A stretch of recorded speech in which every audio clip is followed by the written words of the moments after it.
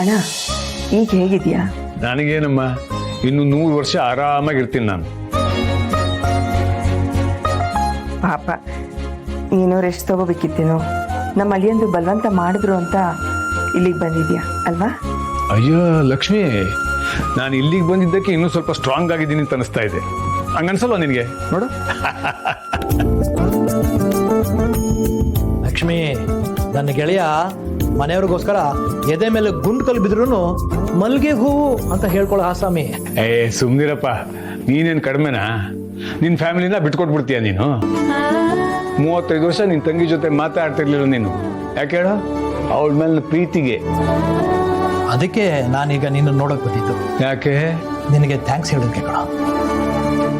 ಧರ್ಮು, ನನಗೆ ನನ್ನ ತಂಗಿ ಕಂಡ್ರೆ ಎಷ್ಟು ಇಷ್ಟ ಅನ್ನೋದು ನನಗೆ ನನ್ನ ತಂಗಿಗೆ ಬಿಟ್ರೆ ನಿನಗೆ ಮಾತ್ರ ಗೊತ್ತು ಕಣ.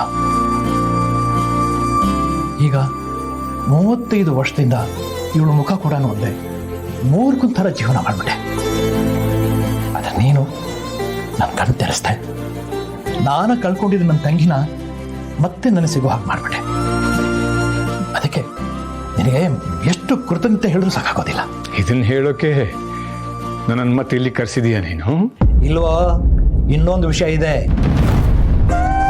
ನನ್ನ ತಂಗಿಗೆ ಇವಳು ಮದುವೆ ಆದಮೇಲೆ ಒಂದಿನೂ ತವರಿ ಕರೆಸಿ ಬಾಗಿನ ಕೊಟ್ಟಿಲ್ಲ ಕಣೋ. ಅದಕ್ಕೆ ಇವತ್ತು ನಿನ್ನ ಸರೋಜ ಮುಂದೆ ಇವಳಿಗೆ ಬಾಗಿನ ಕೊಡಬೇಕು ಅಂತ ಅನ್ಕೊಂಡಿದ್ದೀನಿ. ಸರಿಯಾಗಿ ಹೇಳಿದ್ರಿ ಅಣ್ಣ. ಲಕ್ಷ್ಮಿ ನಮ್ಮ ಯಜಮಾನ್ರಿಗೂ ತಂಗಿನೇ ತಾನೆ, ನಾವೇ ಬಾಗಣ ಕೊಡ್ತೀವಿ. ಅಯ್ಯಯ್ಯೋ, ನೀವು ಅದನ್ನೆಲ್ಲ ಮಾಡಕ್ ಹೋಗ್ಬೇಡಿ. ಅಯ್ಯೋ, ಹಾಗೆಲ್ಲ ಆಗೋದೇ ಇಲ್ಲ. ನಾವ್ ಇವಾಗ ಬಾಗಣ ಕೊಡ್ಲೇಬೇಕು. ರೀ, ಗಿರಿಗೊಂದು ಫೋನ್ ಮಾಡಿ ಅರ್ಜೆಂಟಾಗಿ ಒಂದು ಬಾಗಣ ತಗೊಂಬರಕ್ಕೆ ಹೇಳಿ.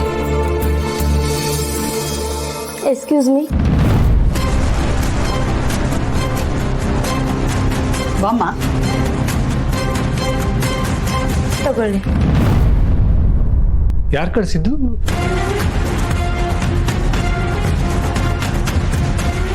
ಬಾಗಿಣ. ಓಹೋ, ಏಯ್ ಕಳ್ಳ, ಮೊದಲೇ ಎಲ್ಲ ಅರೇಂಜ್ ಮಾಡ್ಕೊಂಡು ನನ್ನ ಹತ್ರ ಕಳ್ಳಾಟ ಆಡ್ತಿದ್ಯಾ? ರೀ, ನನಗೂ ಹೇಳ್ದೆ ಅರೇಂಜ್ ಮಾಡ್ಬಿಟ್ಟಿದ್ದೀರಾ ನೀವು? ನಾನು ಅಂಥ ಅತ್ತಿಗೆ ಅಲ್ಲ, ನಾದ್ನಿನ ತುಂಬಾ ಪ್ರೀತಿ ಮಾಡೋ ಅತ್ತಿಗೆನೆ. ಏನ್ ನೋಡ್ತಿದ್ದೀರಾ? ಒಂದ್ ನಿಮಿಷ ಇಟ್ಕೊಳ್ಳಿ. ಹಾ, ಬಂದೆ. ಬಾ, ಕೂತ್ಕೋ.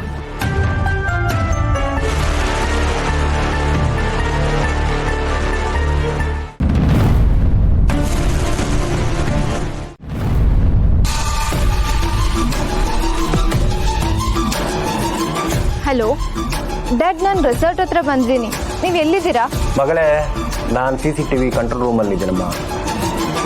ನೀನ್ ಯಾಕೆ ಬರಕೋದೆ? ನಾನೇ ಮನೆಗೆ ಬರ್ತೀನಿ ಅಂತ ಹೇಳಿದ್ನಲ್ಲ. ಇನ್ನೂ ಎಷ್ಟು ದಿನ ಅಂತ ಕಾಯೋದು ಡ್ಯಾಡ್? ಬೆಂಗಳೂರಿಗೆ ಬಂದು ಇಷ್ಟು ದಿನ ಆದ್ರೂ ಇನ್ನೂ ನಿಮ್ ಕೆಲಸ ಮುಗಿಲಿಲ್ವಾ? ನನಗೆ ನಿಮ್ಮನ್ನ ತುಂಬಾ ನೋಡ್ಬೇಕು ಅಂತ ಅನಿಸ್ತಿತ್ತು ಡ್ಯಾಡ್, ಅದಕ್ಕೆ ನಾನೇ ಬಂದ್ಬಿಟ್ಟೆ. ಎಲ್ಲಿದ್ದೀರಾ? I am waiting. ಜೊತೆಗೆ ಒಂದು ಇಂಪಾರ್ಟೆಂಟ್ ವಿಷಯ ಕೂಡ ಹೇಳಬೇಕಿತ್ತು ಡ್ಯಾಡ್. ನೋಡು ಮಗಳೇ, ರಿಸಾರ್ಟ್ ಅಲ್ಲಿ ತುಂಬಾ ಇಂಪಾರ್ಟೆಂಟ್ ಮೀಟಿಂಗ್ಸ್, ಪಾರ್ಟಿಗಳು ನಡೀತಾನೆ ಇರುತ್ತೆ. ನಿನಗೆ ಬೋರ್ ಆಗುತ್ತೆ. ನಾನೇ ಮನೆಗೆ ಬರ್ತೀನಿ, ನೀನು ಹೊರಡು ಫಸ್ಟ್. ನೋ ವೇ ಡ್ಯಾಡ್, ಈಗ ಇನ್ನೂ ಕಾರ್ ಇಳ್ದಿದ್ದೀನಿ. ನೀವೀಗ ಬರ್ತಿರೋ ಅಥವಾ ನಾನೇ ಬರ್ಲಾ?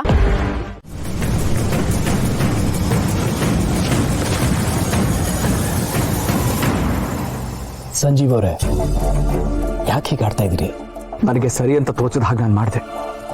ಅದು ಬೇರೆಯವ್ರಿಗೆ ತಪ್ಪಾಗಿ ಕಾಣ್ಬೋದು, ಕಾಣಲಿ. ನೋಡಿ, ಗಂಡ ಹೆಂಡತಿ ಸಂಬಂಧನ ಬರೀ ಒಂದು ಕಾಂಪಿಟೇಟಿವ್ ಸ್ತರಕ್ಕೆ ಇಳಿಸೋದಲ್ಲ. ನನ್ನ ವರ್ತನೆಯಿಂದ ಏನಾಗ್ಬೋದು ಅನ್ನೋದು ನನಗೆ ಚೆನ್ನಾಗಿ ಗೊತ್ತಿದೆ ಜಯಂತ್ ಅವರೇ. ನೀವು ನನಗೆ ಪಾಠ ಮಾಡೋದೇನು ಬೇಕಾಗಿಲ್ಲ.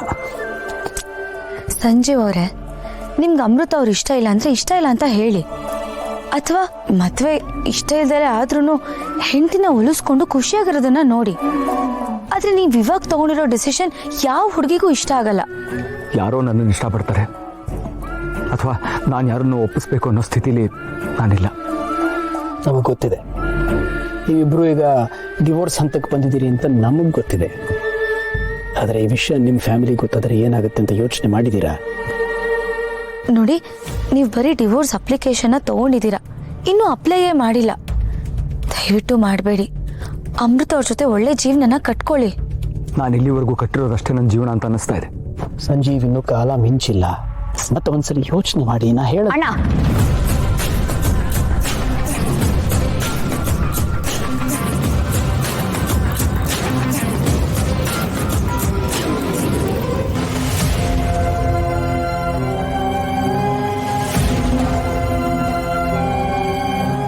ಅಣ್ಣ, ನನ್ನ ಮೇಲೆ ಆಣೆ ಮಾಡಿ ಹೇಳು. ಅತ್ತಿಗೆಗೆ ಎಲ್ರ ಮುಂದೆ ಬೈದಂತೆ, ಹೌದಾ? ಲಕ್ಕಿ, ಎಲ್ರು ಏನ್ ನೋಡಿದ್ರು ನೀನೇನ್ ಕೇಳಿದೆ ಎಲ್ಲದಕ್ಕೂ ಬೇರೆ ಕಾರಣ ಇದೆ. ನಾನು ನಿಂಗೆ ನಿಧಾನ. ನನಗದೆಲ್ಲ ಬೇಡ. ನೀನು ಅತ್ತಿಗೆಗೆ ಎಲ್ರ ಮುಂದೆ ಅವಮಾನ ಮಾಡಿದಂತೆ, ಹೌದಾ? ಲಕ್ಕಿ, ನಾನು ನಿಂಗೆ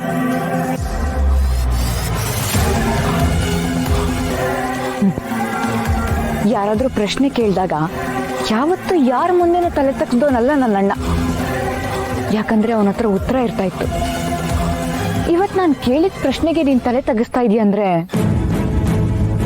ನನಗೆ ನಂಬಕ್ಕೆ ಆಗ್ತಿಲ್ಲ ಅಣ್ಣ. ನನ್ನ ಅಣ್ಣ ಯಾವತ್ತು ಯಾರ ಮುಂದೆನೂ ತಲೆ ತಗ್ಸೋವಂತ ಕೆಲಸ ಮಾಡಲ್ಲ ಅಂತ ನಾನು ನಂಬಿದ ನಂಬಿಕೆನ ಫಸ್ಟ್ ಟೈಮ್ ನೀನ್ ಕಲ್ಲಾಕ್ಬಿಟ್ಟೆ ಅಣ್ಣ. ಲಕ್ಕಿ, ಇದು ನನ್ನ ಪರ್ಸನಲ್ ವಿಚಾರ. ನೀನು ಇದಕ್ಕೆ ತಲೆ ಹಾಕಬೇಡ.